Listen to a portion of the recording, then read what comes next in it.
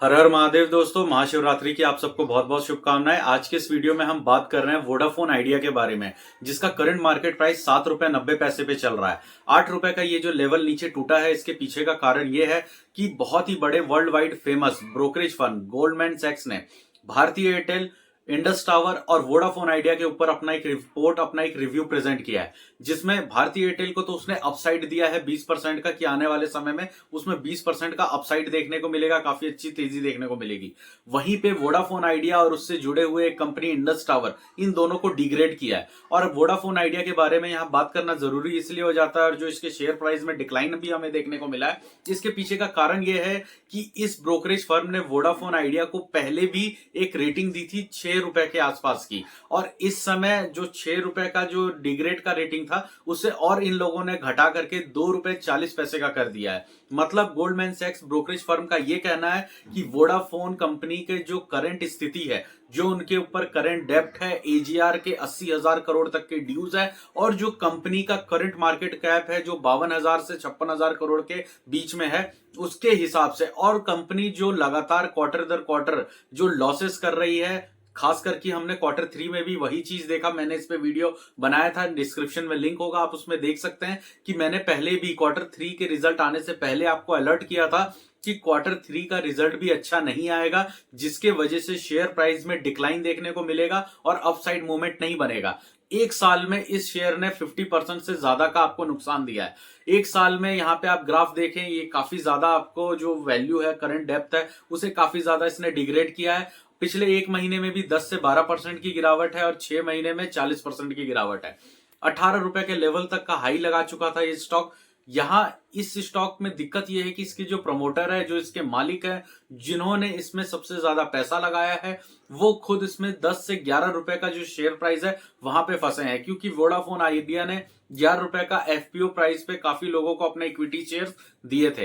अब Vodafone Idea के ऊपर जितने भी डेप्ट थे, उसको गवर्नमेंट ऑफ इंडिया ने और एसबीआई ने मिल करके उस डेप्ट को इक्विटी के फॉर्म में चेंज कर दिया। लेकिन यहीं पे बात समझनी है कि अब इसका जो टोटल इक्विटी है, टोटल शेयर जो मार्केट में ट्रेड कर रहे हैं, जैसे आपके पोर्टफोलियो में, हमारे पोर्टफोलियो में, ब्रोकरेज के पोर्टफोलियो में और कुछ प्रमोटर के हिस्से में है, तो ये सारे इक्विटी शेयर्स मिलके 3,000 करोड़ से ज्यादा के इक्विटी शेयर है। मतलब पर इक्विटी शेयर पे 1 रुपए भी अगर बढ़ता है तो मार्केट कैप में 3 से 3,500 करोड़ की वृद्धि होती है।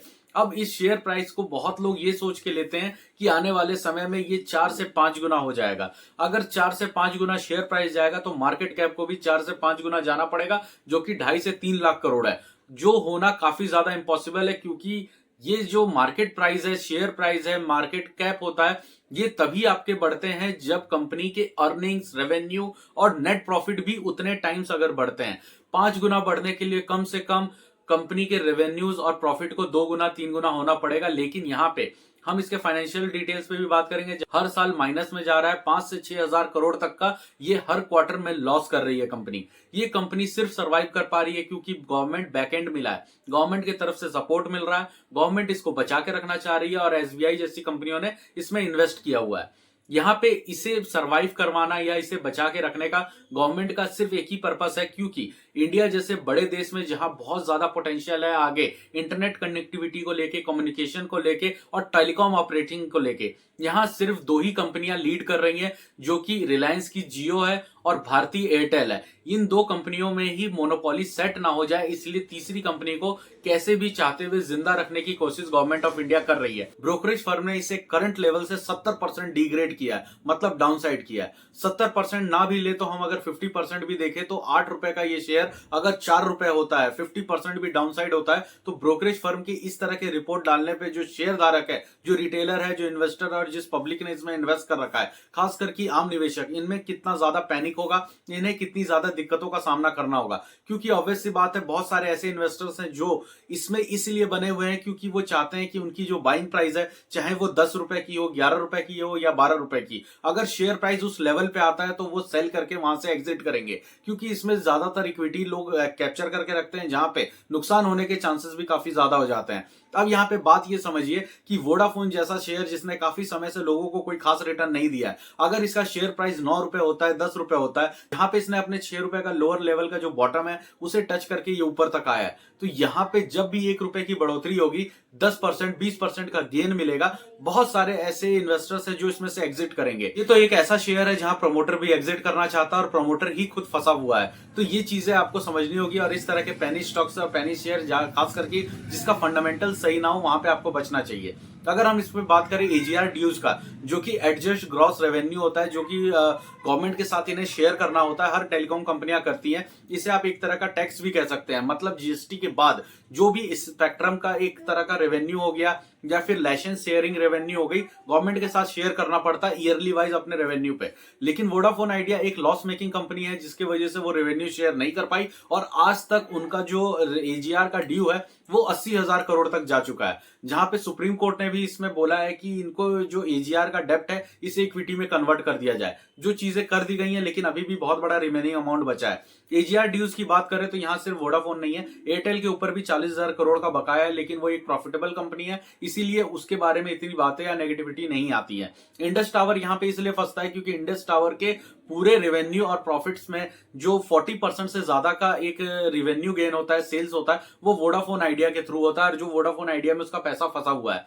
तो यहाँ पे Indus tower indirectly Vodafone idea में फंसा पड़ा है। तो ये दोनों ही शेयर आपस में प्रॉब्लम में फंसे हैं। इस महीने का जो प्रमोटर डिटेल आया है वहां पे 38% का प्रमोटर की हिस्सेदारी है, जो कि पहले 37.32 का था। मतलब प्रमोटर ने थोड़ी बहुत अपनी हिस्सेदारी बढ़ाई है। और यहीं पे अगर आप एफआईज की स्टेक देखें तो उन्होंने पिछले क्वार्टर से यहाँ पे 1% अपनी हिस्सेदारी कम की है और डीआईज ने भी कम से कम आधा % की हिस्सेदारी कम की है।